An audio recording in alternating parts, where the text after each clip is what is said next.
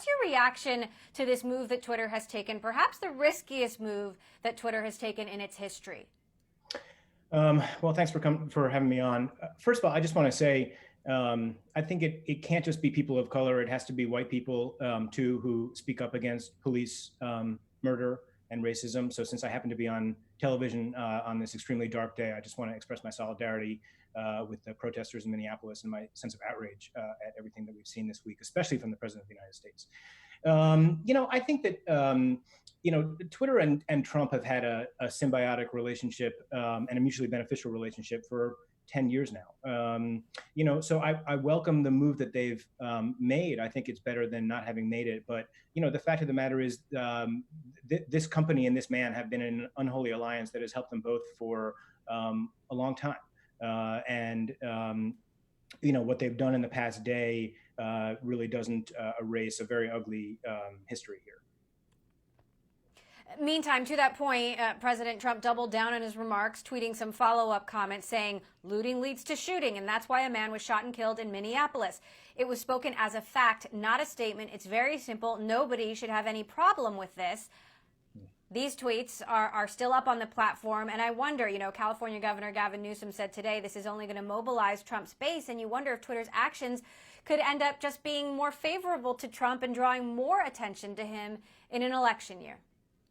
I think there's every likelihood of that. I mean, I think that what's happened here is that Twitter, along with the other social media companies, have created a beast that's obviously out of their control. And I don't just mean Trump personally, although he is the chief protagonist here. I mean, the whole discourse in our country, which is utterly broken and dominated by extremists, especially on the far right, who are often propagating hate speech, targeted abuse at individuals, and disinformation, as we know. And so they've so empowered these voices over the course of the 15 years that we've had these websites in our lives, that now the steps that they can take to limit them are likely to, just backfire.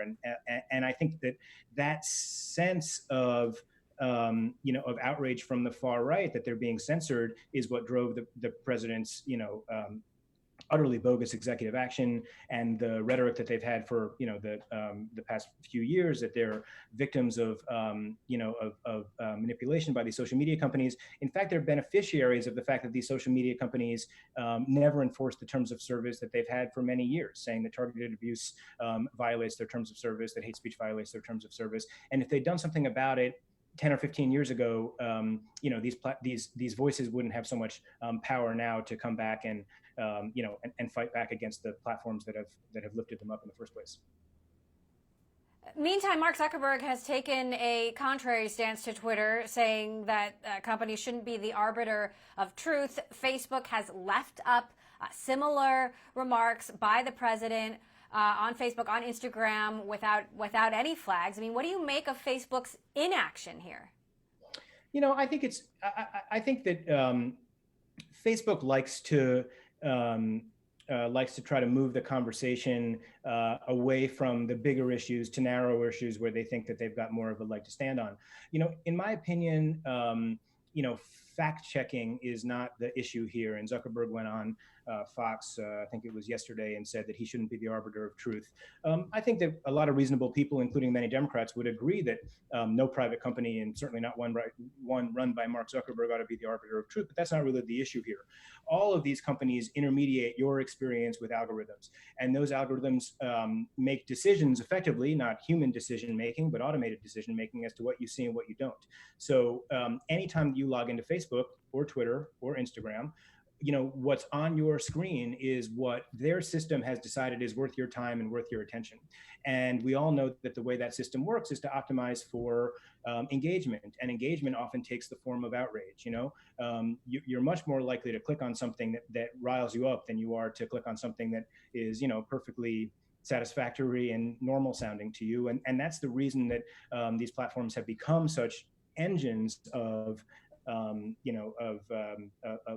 anger and of extremism in both directions, right, to be fair. And so, when we talk about fact checking and should the president's tweet stay up or shouldn't the president's tweet stay up, and what, should the president's Facebook post stay up? I think the key thing to understand is you're already being manipulated by by these algorithms. They're already making decisions for you about what you see and what you don't. What they've decided is that optimizing for your attention span, optimizing for your loyalty to their platforms is worth their while and does obviously drive their share prices higher. Whereas, providing a sense of community and reasonable standards of conduct and language isn't.